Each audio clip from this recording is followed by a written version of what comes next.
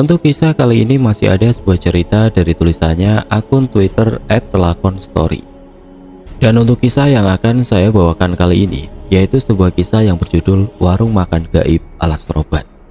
Dan sebelum kita lanjut ke ceritanya, tekan dulu tombol like video ini dan jangan lupa tekan juga tombol subscribe channel ini. Dan nyalakan juga lonceng notifikasinya agar tidak ketinggalan cerita-cerita lainnya dari channel ini.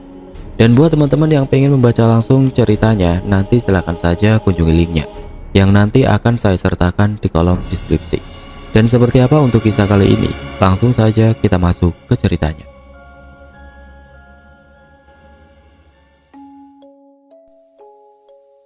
Semua nama, tempat, dan waktu dalam cerita ini disamarkan. Mohon maaf bila ada kesamaan. Benar, cerita ini terjadi ketika aku dan keluargaku melakukan perjalanan dari Jawa Barat menuju kampung halamanku yang ada di Jawa Timur. Dan tidak hanya aku. Waktu itu semua anggota keluargaku benar-benar masuk dan makan di sebuah rumah makan, yang ternyata rumah makan tersebut adalah rumah makan gaib. Awalnya sepertinya anak pertamaku telah menyadari jika rumah makan tersebut adalah rumah makan gaib. Namun karena aku saja yang kurang peka dengan semua isyarat yang telah diberikannya, akhirnya semuanya pun terjadi begitu saja. Masih sangat teringat jelas di kepalaku. Waktu itu adalah hari libur panjang anakku setelah dia selesai melakukan ujian nasional di sekolahnya. Aku yang memang sudah lama tidak berjumpa dengan ibuku, waktu itu hendak mengajak suamiku untuk mengunjungi orang tuaku yang ada di Jawa Timur. "Mas, mumpung Dio libur, ayo pulang ke Jawa Timur," ucapku memulai obrolan di malam itu. "Kapan?" "Ya kamu bisanya kapan? Aku kangen banget sama ibu. Katanya Mbak Yuli juga melahirkan loh. Kan kita bisa sekalian jenguk dia." "Iya, tapi aku atur jadwal dulu ya dek. Kerjaanku masih banyak. Mungkin minggu depan aku baru bisa. Tapi ya nggak bisa lama-lama. Gimana?" terang suamiku jelas. "Iya, tapi kira-kira kapan? Biar aku telepon ibuku. Siapa tahu beliau nitip sesuatu." "Kalau kita berangkat dari Kamis malam gimana? Jadi nanti kita berangkatnya setelah aku pulang kerja. Terus Jumat dan Sabtu kita di sana, dan Minggu malam kita balik ke sini. Kalau gitu kan Senin aku bisa kerja lagi," terang suamiku jelas. "Ya wis mas, terserah kamu." "Bukannya apa-apa. Kalau berangkatnya Kamis malam, aku tidak terlalu banyak cuti dek. Cutiku jadi cuma hari Jumat dan Sabtunya saja. Kan Minggu aku memang libur," imbu suamiku sambil melihat kalender yang memang terpasang di dinding rumahku. "Ya sudah, Kamis depan ya berarti. Terima kasih ya mas," sautku sambil memeluk suamiku dari belakang. Dan akhirnya aku dan suamiku pun sepakat untuk pulang ke Jawa Timur pada hari Kamis malam di minggu berikutnya. Singkat cerita, setelah beberapa hari berlalu, akhirnya hari yang kutunggu-tunggu itu pun telah tiba. Benar sekali. Hari itu adalah hari Kamis di mana aku hendak mengunjungi orang tuaku. Aku yang memang sudah lama tidak bertemu, waktu itu benar-benar menjadi sibuk mempersiapkan barang bawaanku yang nantinya akan aku berikan kepada orang tuaku. "Aku kerja dulu ya dek. Kamu siapkan semuanya. Jangan lupa bawa baju-bajuku dan barang-barang Lila. Kasihan, dia masih bayi. Jangan sampai ada yang ketinggalan. Nanti sore pas aku pulang kerja, semuanya harus sudah siap agar kita bisa langsung berangkat," ucap suamiku pagi itu sambil masuk ke dalam mobil dan pergi ke tempat kerjanya. "Iya mas," jawabku dengan mulai mempersiapkan barang-barangku satu persatu. Waktu itu tentu saja aku menyiapkan semua barang bawaanku dan barang anakku yang saat itu masih balita. Dan tidak hanya itu, oleh-oleh buat orang tuaku yang memang sudah aku siapkan sebelumnya pun saat itu tidak lupa juga aku tata rapi agar ketika suamiku pulang nanti, aku bisa langsung segera pergi. Hingga akhirnya sore hari pun tiba. Sore itu sekitar pukul 5 sore, suamiku pun pulang dari tempat kerjanya dan seketika memasukkan barang-barang yang memang sudah aku persiapkan sejak pagi. "Mas, biar aku saja yang masukin semua barangnya ke dalam mobil. Kamu makan dulu dan istirahat. Nanti habis maghrib saja kita berangkat. Kamu biar gak terlalu capek. Nanti kamu nyetir jauh loh." "Sudah, gak apa-apa dek. Kamu urusin saja baju Lila. Mudah-mudahan dia nanti gak rewel ya, Dek. Sahut suamiku dengan terus memasukkan semua barang bawaannya satu persatu. Dan singkat cerita, setelah semua barang bawaanku sudah masuk ke dalam mobil, aku dan suamiku pun berangkat menuju rumah orang tuaku sekitar pukul 6 sore. Sepanjang perjalanan tentu saja waktu kuhabiskan dengan ngobrol bersama suamiku. Hal itu memang sengaja aku lakukan karena selain agar suamiku tidak cepat mengantuk, malam itu keadaan jalan benar-benar sangatlah sepi. Dan tanpa terasa, waktu pun berlalu begitu saja.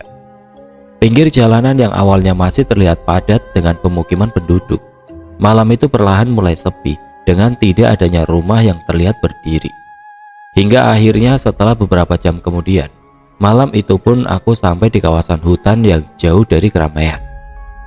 Malam itu waktu di ponselku sudah menunjukkan pukul 00.45 dini hari. Keadaan jalanan yang sepi ditambah dengan tidak ada satupun lampu yang terlihat menerangi, membuat saat-saat itu rasanya tidak akan pernah bisa aku lupakan hingga saat ini.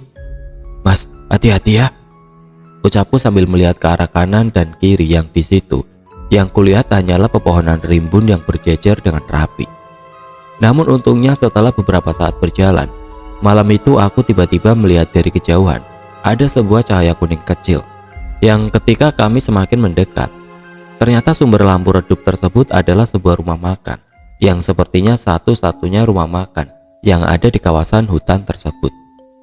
Mengetahui hal itu, suamiku yang sebelumnya diam malam itu tiba-tiba mengajakku untuk mampir ke rumah makan tersebut, karena aku pun tahu suamiku sejak pulang kerja tadi masih belum makan sama sekali. Kita makan dulu ya, Dek, aku lapar nih, ucap suamiku tiba-tiba dengan mulai meminggirkan mobilnya dan berhenti tepat di depan rumah makan tersebut. Dan setelah mobil berhenti di depan rumah makan tersebut, akhirnya aku dan keluargaku pun turun dari kendaraan dan mulai melangkahkan kaki masuk ke dalam rumah makan yang waktu itu memang ada beberapa pembeli yang terlihat duduk di kursi-kursi yang telah disediakan. Namun anehnya waktu itu aku memang sempat sedikit bertanya-tanya karena meskipun banyak pembeli, tetapi aku sama sekali tidak melihat adanya kendaraan yang terparkir di depan rumah makan tersebut selain kendaraan milikku. Padahal nyatanya perlu kalian tahu, rumah makan tersebut berada di tengah-tengah hutan yang letaknya lumayan jauh dari pemukiman. Semua pembeli ini kesini naik apa ya? Kok nggak ada motor atau mobil sih? Yang ada cuma mobilku. Masa mereka kesini jalan kaki? Kan di sini nggak ada rumah. Pikirku dalam hati sambil berjalan masuk ke dalam rumah makan tersebut. Namun anehnya belum selesai aku memikirkan semua itu, tiba-tiba aku dikagetkan dengan anak pertamaku yang saat itu tiba-tiba menarik bajuku. "Mah," teriak Dio. "Ada apa, Nak?" Sautku sambil menoleh ke arah anakku yang saat itu berdiri tepat di sampingku. "Aku nggak mau makan." Mendengar hal itu tentu saja aku pun seketika terkejut dan sedikit emosi, karena waktu itu aku pun tahu jika Dio juga masih belum makan sejak dari tadi. "Loh, kok nggak mau? Sudah, kamu harus makan, soalnya nanti nggak ada rumah makan lagi. Rumah nenek masih jauh, jangan bandel," ucapku sambil sesekali menoleh ke arah suamiku yang saat itu masih terlihat sibuk memilih menu makanan yang memang sudah disiapkan. "Kamu makan apa, Dek?" "Ayam goreng saja, Mas. Oh ya, ini si Dio nggak mau makan katanya." Mendengar ucapanku, suamiku yang sebelumnya sibuk memilih menu makanan pun waktu itu tiba-tiba berjalan menghampiri Dio dan mencoba membujuk Dio agar dia mau makan di tempat tersebut. "Dio, kalau kamu nggak makan, besok kamu pasti sakit. Kalau sakit, kamu nggak bisa main sama Yuna." Katanya mau main sama Yuna. "Kalau kamu mau makan, besok papa belikan mainan di rumah nenek," rayu suamiku. Namun anehnya bukannya menurut, malam itu anakku malah terlihat diam sambil sama sekali tidak menjawab perkataan dari suamiku. Kok tumben dia jadi pendiam? Kan biasanya dia rewel dan suka banget ngomong. "Kamu kenapa sih, Nak?" Dan lagi-lagi bukannya menjawab, Dio malah terlihat diam sambil berlindung di belakang tubuhku dengan tangannya yang juga meremas rok panjangku. "Mau makan apa?" Ucap ibu-ibu tua pemilik rumah makan tersebut di sela-sela aku dan suamiku yang masih terus membujuk Dio. Anu bu, ayam goreng 2 porsi dan teh hangatnya 2. Oh ya, nambah 1 porsi lagi ayamnya ya, tapi dibungkus saja. Sepertinya anak saya lagi nggak mau makan. Terang suamiku sambil mendekati ibu-ibu tua pemilik warung tersebut. Dan anehnya bukannya melayani dengan penuh ramah, waktu itu ibu-ibu tua pemilik rumah makan tersebut malah terlihat datar dengan tidak sekalipun tersenyum terhadapku. Pemilik rumah makan tersebut seorang ibu-ibu tua mas. Kalau saya taksir beliau berusia 60 tahunan. Kulitnya sawo mateng dengan keriput yang terdapat di seluruh wajahnya. Dan tidak hanya itu, wajah ibu-ibu tersebut benar-benar datar dan dingin. Tapi setelah ku ingat-ingat lagi, semua pembeli di rumah makan tersebut juga terlihat datar dengan tidak sekalipun mengeluarkan kata. Semuanya terlihat sibuk memakan makanan dengan sesekali melihat ke arah bayiku yang saat itu masih tertidur lelap di gendonganku. Tutur narasumber. Dan singkat cerita, setelah pesanan sudah kami ucapkan, akhirnya aku dan suamiku pun duduk di salah satu kursi yang memang telah disediakan. Waktu itu sembari menunggu pesananku selesai dibuatkan, tentu saja aku pun sesekali kembali melihat ke arah pembeli lain. Yang malam itu semua pembeli tersebut benar-benar terlihat sangatlah aneh. Jadi jangankan tertawa, berbicara saja, waktu itu tidak ada yang terlihat. Hingga akhirnya meskipun keadaan rumah makan tergolong ramai, akan tetapi rasanya benar-benar terasa sepi, dengan tidak ada satupun orang yang terdengar mengeluarkan kata untuk berbicara. Yang terdengar, waktu itu hanya suara jangkrik ditambah dengan suara kipas angin yang terdengar terus-terusan berputar. Mengetahui hal itu, aku pun perlahan menarik baju suamiku sambil sedikit berbisik jika keadaan di dalam rumah makan tersebut sangatlah mencurigakan. Mas, rumah makan ini kok aneh ya? Semuanya pada diem. Aneh gimana? Ya gitu deh, semua pada diem kan. Ini sudah malam, mungkin mereka sudah ngantuk, jawab suamiku pelan. Dan setelah mendengar penuturan suamiku, aku pun akhirnya diam dengan mulai kembali menyelimuti bayiku yang waktu itu masih dalam keadaan tertidur lelap. Namun anehnya, belum selesai aku menyelimuti bayiku, tiba-tiba aku dikagetkan dengan suara suamiku yang terlihat terkejut sambil memandangi ponselnya. Loh dek, masa ini sudah jam 5 pagi sih? Ucap suamiku sambil menunjukkan ponselnya ke arahku. Ah, yang benar, sahutku sambil ikut membuka ponselku. Dan setelah ponsel aku hidupkan, malam itu aku benar-benar sangatlah terkejut. Karena malam itu, waktu di ponselku benar-benar sudah menunjukkan pukul 5 pagi. Loh, kok sudah jam 5 pagi sih? Perasaan tadi masuk rumah makan ini masih tengah malam deh, ucapku sambil terus mengotak-ngatik ponselku. Namun anehnya belum selesai aku kebingungan dengan semua itu, tiba-tiba ibu-ibu pemilik warung itu pun datang menghampiriku dengan membawa makanan yang memang sudah lama kami tunggu-tunggu. Terima kasih bu, ucapku pelan. Dan lagi-lagi waktu itu, ibu-ibu pemilik warung tersebut hanya diam dengan tidak sekalipun menjawab ucapanku. Mengetahui hal itu, aku pun mencoba tidak lagi memperdulikannya dan mulai mengajak suamiku untuk memakan makanan yang ada. Sudah mas, jangan dipikir dulu, mungkin jam di ponselnya yang konslet. Kamu makan dulu ya, ucapku sambil perlahan memberikan piring yang ada di depanku. Iyalah, makan dulu ah, jawab suamiku singkat. Tapi anehnya ketika aku makan makanan yang memang sudah aku pesan, aku kembali terkejut bukan main. Karena ternyata masakan yang ada di rumah makan tersebut rasanya sangatlah enak luar biasa. Merasakan hal itu, aku pun terus saja melahap makananku dengan sesekali terheran-heran dengan semua keadaan yang ada.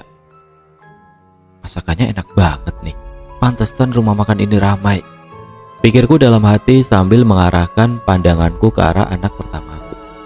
Dio makan ya nak, enak loh, kamu kenapa jadi diem aja? Sudah dek, Dio sudah aku pesankan dibungkus, nanti di mobil suapin saja dia, kayaknya dia capek perjalanan tadi, sahut suamiku. Namun anehnya belum selesai aku menghabiskan makananku, tiba-tiba bayi kecilku terbangun dari tidurnya dan seketika menangis begitu saja. Dan tidak hanya itu, tangisan bayiku waktu itu juga tiba-tiba histeris dengan aku yang sama sekali tidak tahu apa penyebabnya.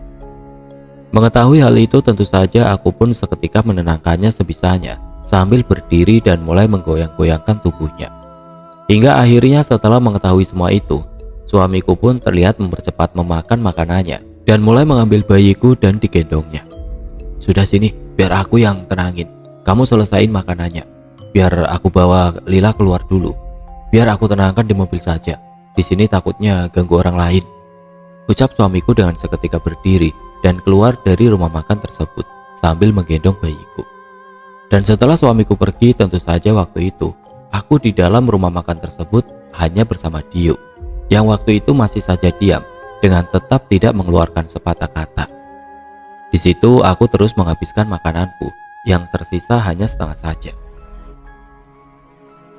Dan tidak hanya itu, aku juga sesekali melihat ke arah pembeli lain yang anehnya mereka terus saja memakan makanan yang ada di depannya tanpa terlihat berhenti. Dari tadi kok nggak selesai-selesai sih orang-orang ini kalau makan? Pikirku dalam hati dengan sesekali mengarahkan pandanganku ke arah beberapa pembeli lain yang ada di rumah makan tersebut. Lampu di rumah makan tersebut masih menggunakan lampu kuning dengan cahaya lampu yang memang menyala tidak terlalu terang. Di dalam rumah makan terdapat sekitar 8 meja panjang yang setiap meja terdapat buah-buahan lengkap dengan beberapa makanan ringan dan gorengan. Dan tidak hanya itu, keadaan rumah makan tersebut bisa dikatakan sangat bersih meskipun letaknya di tengah-tengah hutan perbatasan antar kota. Hingga akhirnya setelah aku memandangi bagian dalam rumah makan sambil mengunyah makananku, tiba-tiba pandanganku teralihkan dengan adanya kalender yang saat itu masih menunjukkan tahun 2000, yang tandanya kalender tersebut tertinggal 10 tahun yang lalu. Kalendernya kok masih tahun 2000 sih? Apa memang sengaja nggak diganti ya? Dan anehnya belum selesai aku memikirkan semua itu, aku pun tiba-tiba kembali dikagetkan dengan tarikan anak pertamaku yang saat itu terlihat kembali menarik bajuku. "Mah, ayo pergi," rintih anakku. "Mama belum selesai makan kok ngajak pergi." Dan tanpa menjawab perkataanku, tiba-tiba anakku terlihat berdiri dan pergi keluar sambil sedikit berlari seperti anak yang sedang ketakutan. Mengetahui hal itu, aku pun mencoba bersikap biasa saja karena kupikir dia waktu itu sedang menuju ke arah mobil yang aku tahu. Di situ masih ada suamiku yang sedang menenangkan bayi kecilku. Dan singkat cerita, setelah aku selesai menghabiskan semua makananku, aku pun seketika menuju ke arah kasir rumah makan tersebut sambil kembali melihat ke arah beberapa pembeli lain yang masih saja terus memakan makanannya. Sesampainya di kasir, tentu saja aku pun menanyakan harga dari semua makanan yang sudah aku pesan sebelumnya. "Berapa semuanya, Bu?" "Lalapan ayam 3 ya, Bu. 2 dimakan di sini dan 1 dibungkus. Minumannya 2 dan kerupuknya saya tadi ambil 5 biji." Ucapku jelas. 15.000, ucap ibu-ibu tersebut singkat sambil menyerahkan bungkusan ayam goreng yang memang sudah aku pesan sebelumnya tersebut. "Hah? 15.000? Apa nggak salah, Bu? Kok murah banget?" Namun anehnya bukannya menjawab, ibu-ibu tua tersebut terlihat hanya diam dengan terus menatap wajahku. Dan karena aku rasa ibu-ibu tua tersebut terlihat sangat serius, akhirnya tanpa banyak tanya lagi, aku pun langsung membayarnya dan langsung berjalan pergi meninggalkan rumah makan tersebut. Waduh, kok aneh banget sih rumah makan ini, pikirku dalam hati sambil terus melangkah keluar. Dan sesampainya aku di luar rumah makan tersebut, aku pun seketika menghampiri suamiku yang saat itu masih berusaha menenangkan bayiku yang masih saja menangis terseduh-seduh. "Lila, kok tumben ya, Dik? Dia nangis terus loh, gak diem sama sekali." "Iya Mas, kenapa ya?"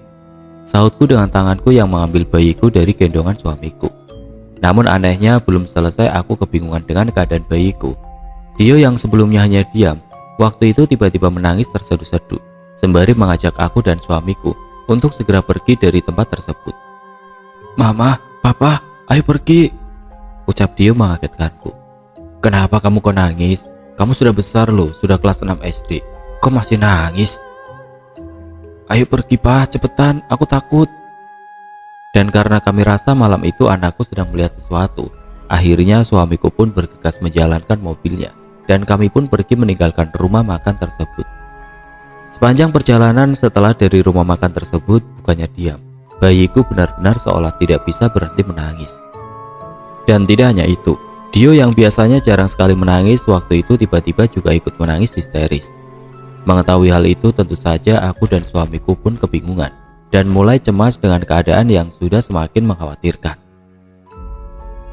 Bagaimana kalau kita cari rumah sakit saja sebentar? Kita periksakan anak-anak kita, Mas. Aku takut mereka kenapa-napa. Ya wis, sepertinya sebentar lagi pagi. Nanti kalau sudah pagi kita cari rumah sakit. Ini jam berapa ya, Dek? Namun anehnya ketika aku membuka ponsel untuk melihat waktu, malam itu aku kembali terkejut bukan main. Karena saat itu, jam di ponselku masih menunjukkan pukul 1:30 dini hari. Padahal nyatanya aku masih ingat dengan sangat jelas ketika aku masih di rumah makan tadi. Jam ponsel sudah menunjukkan pukul 5 pagi. Loh, kok masih jam 1:30 dini hari, Mas? Perasaan tadi pas di rumah makan aku lihat sudah jam 5 pagi deh. Mendengar hal itu, suamiku pun seketika menghentikan laju mobilnya dan mulai membuka ponselnya untuk memastikan bahwa apa yang aku katakan tersebut memang benar adanya. Lah, kok masih jam 1:30 sih? Ucap suamiku dengan dia langsung turun dari mobilnya untuk melihat keadaan sekitar jalanan. Waduh, iya ya, Dek. Ada yang tidak beres ini. Imbu suamiku sambil mondar-mandir di pinggir jalan raya. Mengetahui semua itu, akhirnya suamiku pun memutuskan untuk segera melanjutkan perjalanan dengan pikiran yang tentu saja sudah semakin tidak karu-karuan. Rasa takut, bingung dan heran waktu itu benar-benar campur aduk menjadi satu. Singkat cerita, setelah beberapa jam berjalan, aku dan suamiku pun akhirnya berhasil keluar dari kawasan jalanan hutan tersebut dan mulai masuk ke area perkotaan.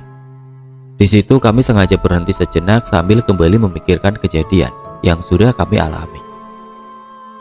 Namun sayangnya karena kedua anakku yang masih saja tidak bisa berhenti menangis, akhirnya kami pun memutuskan untuk mencari rumah sakit atau klinik terdekat agar kami tahu apa yang sedang dialami oleh kedua anakku. Dan akhirnya berbekal Google Map yang ada di ponselku, sekitar pukul 7 pagi aku pun sampai di sebuah rumah sakit kecil yang ada di pinggir jalan. Di situ tentu saja aku segera memeriksakan keadaan anakku karena aku khawatir jika terjadi sesuatu. Dan anehnya, menurut keterangan dokter, anakku waktu itu tidak mengalami sakit apapun. Bahkan dokter saat itu juga terlihat sedikit kebingungan dengan keadaan kedua anakku yang terus saja menangis histeris, seolah sedang disakiti oleh seseorang. Hingga akhirnya setelah aku menceritakan semua kejadian yang telah aku lalui semalam, dokter pun mulai paham dan mengatakan jika kedua anakku terkena gangguan non-medis.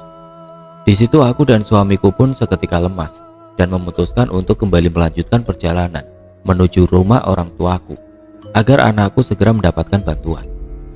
Semua itu memang sengaja aku lakukan karena aku pun juga tahu sepertinya sakit seperti ini bisa disembuhkan oleh ibuku.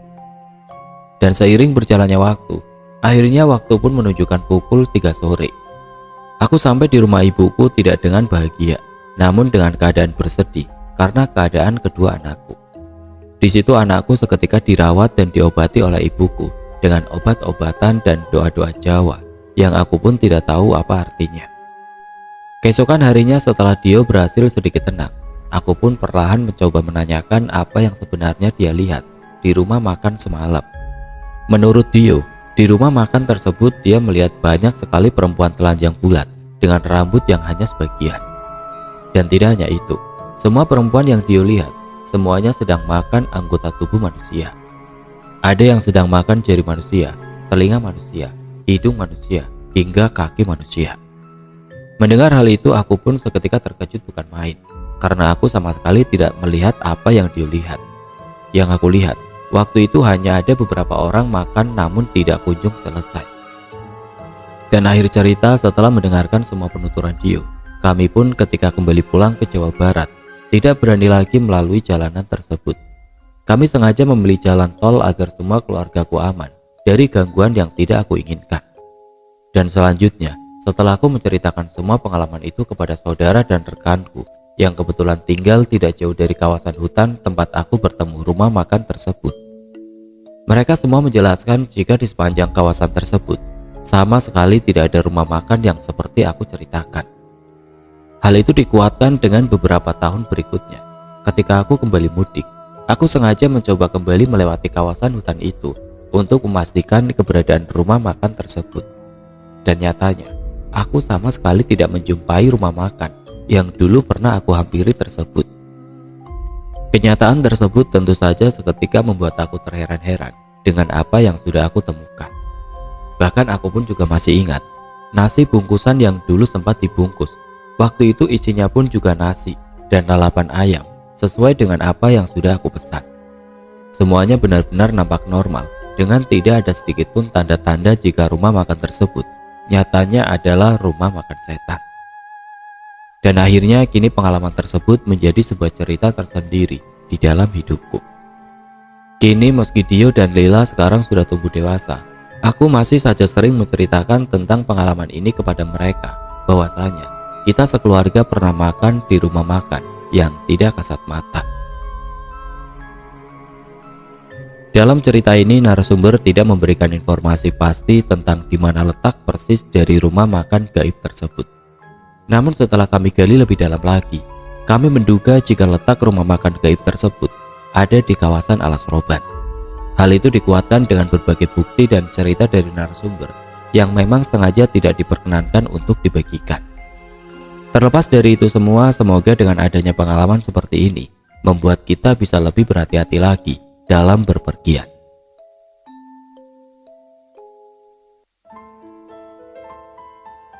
Oke teman-teman, sekian untuk kisah kali ini. Semoga apa yang sudah saya ceritakan dalam kisah ini dapat dijadikan pembelajaran untuk kita semua. Dan buat teman-teman yang baru bergabung, jangan lupa untuk like, comment, share, serta subscribe channel ini. Dan nantikan kisah-kisah horor berikutnya tetap di channel Radio Horor. Wassalamualaikum warahmatullahi wabarakatuh.